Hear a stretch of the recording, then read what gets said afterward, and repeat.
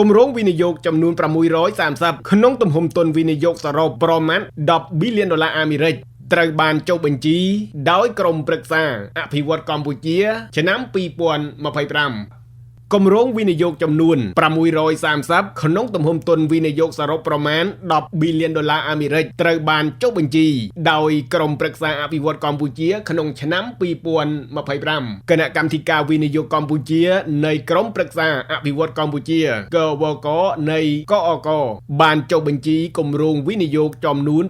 630ក្នុងទំហំទុនវិនិយោគសរុប$10 ប៊ីលានអាមេរិកនិងអាចបង្កើតការងារប្រមាណ438ពាន់កន្លែងគម្រោងវិនិយោគដែលស្ថិតនៅទីតាំងក្រៅតំបន់សេដ្ឋកិច្ចពិសេសមាន387និងគម្រោងវិនិយោគនៅក្នុងតំបន់សេដ្ឋកិច្ចពិសេសមានចំនួន243ជាការកត់សម្គាល់ការចុះបញ្ជីគម្រោងវិនិយោគមានការកើនឡើងចំនួន216ស្មើទៅនឹងប្រមាណ 52% ខណៈទំហំវិនិយោគមានការកើនឡើងប្រមាណ$3 ប៊ីលានអាមេរិកស្មើទៅនឹង 45% បើធៀបទៅនឹងរយៈពេលដូចគ្នាក្នុងឆ្នាំ2024ដែលKWKនៃកអកបានចុះបញ្ជីគម្រោងវិនិយោគចំនួន414ក្នុងទំហំទុនវិនិយោគសរុបប្រមាណ6កណ្ដោសញ្ញា$9 ប៊ីលានអាមេរិកសមិទ្ធផលនេះជាការបង្កើតកំណត់ត្រាថ្មីមួយទៀតដែលកាលពីឆ្នាំ2024KWKនៃកអកបានបង្កើតកំណត់ត្រាថ្មីនៃការចុះបញ្ជីគម្រោងវិនិយោគម្ដងរួចមកហើយគម្រោងវិនិយោគដែលមានភាពលេចធ្លោប្រចាំឆ្នាំរួមមានកក្រៅតំបន់សេដ្ឋកិច្ចពិសេសវិស័យកសិកម្មនិងឧស្សាហកម្មគម្រោងពង្រីកផលិតកម្មកសិដ្ឋានដាំដំណាំហូបផ្លែនិងរោងចក្រកែច្នៃទីតាំងនៅរតនគិរីក្នុងទុនវិនិយោគប្រមាណ$226 លានអាមេរិកបង្កើតការងារប្រមាណ8កណ្ដោសញ្ញា5000កន្លែងគម្រោងពង្រីកផលិតកម្មកសិដ្ឋានចិញ្ចឹមសត្វគោពូជនិងយកសាច់ខ្នាតធំទីតាំងនៅខេត្តក្រចេះក្នុងទុនវិនិយោគប្រមាណ$120 លានអាមេរិកបង្កើតការងារប្រមាណ900កន្លែងគម្រោងវិនិយោគបង្កើតរោងចក្រកែច្នៃកសិផលនិងផលិតចំណីអាហារពីកសិផលទីតាំងនៅកំពង់ស្ពឺក្នុងទុនវិនិយោគប្រមាណ$31 លានអាមេរិកបង្កើតការងារចំនួន675កន្លែងរោងចក្រកែច្នៃផ្លែឈើមានទីតាំងនៅបាត់ដំបងក្នុងទុនវិនិយោគចំនួន$27 លានបង្កើតការងារប្រមាណ1000កន្លែងដោយឡែកវិស័យឧស្សាហកម្មគម្រោងវិនិយោគបង្កើតរោងចក្រផលិតស៊ីម៉ងត៍ទីតាំងនៅខេត្តក្រចេះក្នុងទុនវិនិយោគសរុប$286 លានបង្កើតការងារចំនួន420កន្លែងគម្រោងវិនិយោគអាជីវកម្មរ៉ែដែកទីតាំងនៅខេត្តកំពតក្នុងទុនវិនិយោគ$180 លានអាមេរិកបង្កើតការងារចំនួន373កន្លែងនិងគម្រោងវិនិយោគបង្កើតរោងចក្រផលិតក្រណាត់និងអំបោះគ្រប់ប្រភេទនៅខេត្តកណ្ដាលក្នុងទុនវិនិយោគសរុបប្រមាណ$50 លានអាមេរិកបង្កើតការងារប្រមាណ1កណ្ដោសញ្ញា8000កន្លែងគម្រោងវិនិយោគបង្កើតរោងចក្របង្គំដំឡើងរថយន្តទីតាំងនៅខេត្តកំពង់ឆ្នាំងក្នុងទុនវិនិយោគប្រមាណ$19 លានអាមេរិកបង្កើតការងារ1កណ្ដោសញ្ញា2000កន្លែងដោយឡែកវិស័យទេសចរមានគម្រោងវិនិយោគសាងសង់និងអាជីវកម្មសន្តាគារផ្កាយ5ចំនួន227បន្ទប់ទីតាំងនៅរាជធានីភ្នំពេញក្នុងទុនវិនិយោគប្រមាណ$85 លានបង្កើតការងារចំនួន230កន្លែងគម្រោងវិនិយោគសាងសង់និងធ្វើអាជីវកម្មសន្តាគារផ្កាយ5ចំនួន280បន្ទប់ដែលមានទីតាំងក្នុងខេត្តស្វាយរៀងក្នុងទុនវិនិយោគប្រមាណ$62 លាននិងអាចបង្កើតការងារចំនួន495កន្លែងគម្រោងវិនិយោគបង្កើតរមណីយដ្ឋានទេសចរសេវាកម្មចម្រុះក្នុងខេត្តស្ទឹងត្រែងក្នុងទុនវិនិយោគសរុប$20 លាន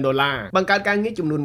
142កន្លែងដោយឡែកវិស័យហេដ្ឋារចនាសម្ព័ន្ធផ្សេងគម្រោងវិនិយោគសាងសង់និងប្រតិបត្តិការប្រែកជីកហ្វូណនដៃជោដែលមានទីតាំងខេត្តកណ្ដាលតាកែវកំពតកែបក្នុងទុនវិនិយោគប្រមាណ1កណ្ដោសញ្ញា$2 ប៊ីលាន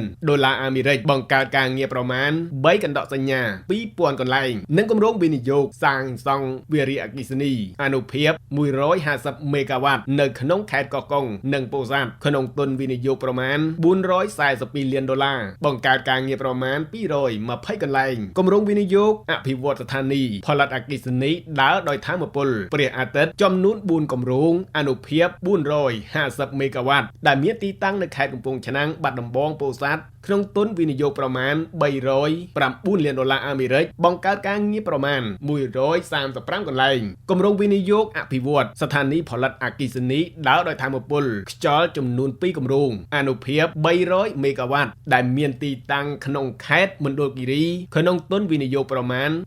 430លានដុល្លារអាមេរិកបង្កើតការងារចំនួន169កន្លែងគម្រោងវិនិយោគបង្កើតមន្ទីរពេទ្យចំនួន221គ្រែទីតាំងនៅរាជធានីភ្នំពេញក្នុងទុនវិនិយោគប្រមាណ76លានដុល្លារបង្កើតការងារចំនួន741កន្លែងគម្រោងបង្កើតផែស្ងួតក្នុងខេត្តព្រៃវែងក្នុងទុនវិនិយោគប្រមាណ20លានដុល្លារបង្កើតការងារចំនួន66កន្លែងក្នុងតំបន់សេដ្ឋកិច្ចពិសេសវិស័យឧស្សាហកម្មគម្រោងវិនិយោគបង្កើតរោងចក្រផលិតសម្បកកង់រថយន្តចំនួន2គម្រោងទីតាំងក្នុងតំបន់សេដ្ឋកិច្ចពិសេស ISI ខេត្តព្រះសីហនុនិងតំបន់សេដ្ឋកិច្ចពិសេសស៊ីនបាវ៉ាត់ស្ថិតនៅខេត្តស្វាយរៀងក្នុងទុនវិនិយោគ437លានដុល្លារបង្កើតការងារ3កណ្ដកសញ្ញា400កន្លែងគម្រោងពង្រីកផលិតកម្មផលិតសម្បកកង់រថយន្តចំនួន2គម្រោងទីតាំងនៅក្នុងតំបន់សេដ្ឋកិច្ចពិសេសស៊ីនបាវ៉ាត់ខេត្តស្វាយរៀងនិងតំបន់សេដ្ឋកិច្ចពិសេសឈីលូជៀនពូចាយស្ថិតនៅខេត្តស្វាយរៀងក្នុងទុនវិនិយោគ337លានដុល្លារអាមេរិកគម្រោងវិនិយោគបង្កើតរោងចក្រផលិតឧបករណ៍បរិក្ខារពេទ្យនិងស្រោមដៃគ្រប់ប្រភេទក្នុងតំបន់សេដ្ឋកិច្ចពិសេសឈីលូជៀនពូចាយស្ថិតនៅខេត្តស្វាយរៀងក្នុងទុនវិនិយោគប្រមាណ274លានដុល្លារបង្កើតការងារចំនួន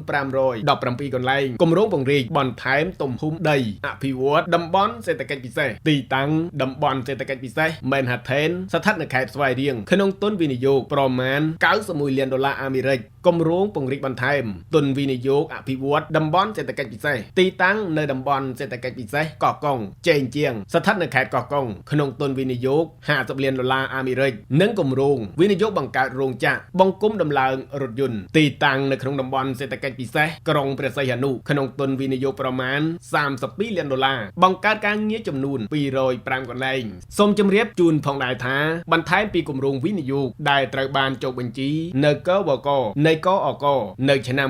2025នេះអនុគណៈកម្មាធិការវិនិយោគរាជធានីខេត្តបានសម្រេចចុះបញ្ជីគម្រោងវិនិយោគចំនួន228គម្រោងដែលមានទុនវិនិយោគសរុប763លានដុល្លារអាមេរិកនិងអាចបង្កើតការងារបានប្រមាណ106,000កន្លែងរាជធានីខេត្តទាំង8ទំហំទុនវិនិយោគនិងចំនួនរួមមានខេត្តកំពង់ស្ពឺទទួលបានគម្រោងវិនិយោគចំនួន105គម្រោងក្នុងទុនវិនិយោគ365លានដុល្លារខេត្តកណ្ដាល55គម្រោងក្នុងទំហំទុនវិនិយោគ166លានដុល្លារអាមេរិកខេត្តតាកែវទទួលបានគម្រោងវិនិយោគ46គម្រោងក្នុងទុនវិនិយោគសរុប155លានដុល្លារអាមេរិកដោយឡែករាជធានីភ្នំពេញទទួលបានគម្រោង22គម្រោងក្នុងទុនវិនិយោគ61លានដុល្លារអាមេរិកខេត្តត្បូងឃ្មុំទទួលបាន2គម្រោងក្នុងទំហំទុនវិនិយោគ8លានដុល្លារអាមេរិកខេត្តកំពង់ធំ1គម្រោងក្នុងទុនវិនិយោគ5លានដុល្លារអាមេរិកខេត្តព្រះសីហនុ1គម្រោងក្នុងទុនវិនិយោគសរុប2លានដុល្លារអាមេរិកនិងចុងក្រោយខេត្តស្វាយរៀង1គម្រោងក្នុងទុនវិនិយោគសរុប2លានដុល្លារអាមេរិកគម្រោងវិនិយោគទាំង228នេះសុទ្ធសឹងតែជាគម្រោងវិនិយោគក្នុងវិស័យឧស្សាហកម្មនិងជាគម្រោងវិនិយោគប្រភពទុនពីប្រទេសចិនប្រមាណ728លានដុល្លារអាមេរិកនិងក្នុងស្រុក22កណ្ដកសញ្ញា2លានដុល្លារអាមេរិកអូស្ត្រាលី5លានដុល្លារអាមេរិកសិង្ហបុរី3កណ្ដកសញ្ញា4លានដុល្លារអាមេរិកសហរដ្ឋអាមេរិកប្រមាណ1កណ្ដកសញ្ញា5លានដុល្លារអាមេរិកម៉ាឡេស៊ី1លានដុល្លារអាមេរិកនិងជប៉ុនប្រមាណ61,000,000ដុល្លារអាមេរិកផងដែរ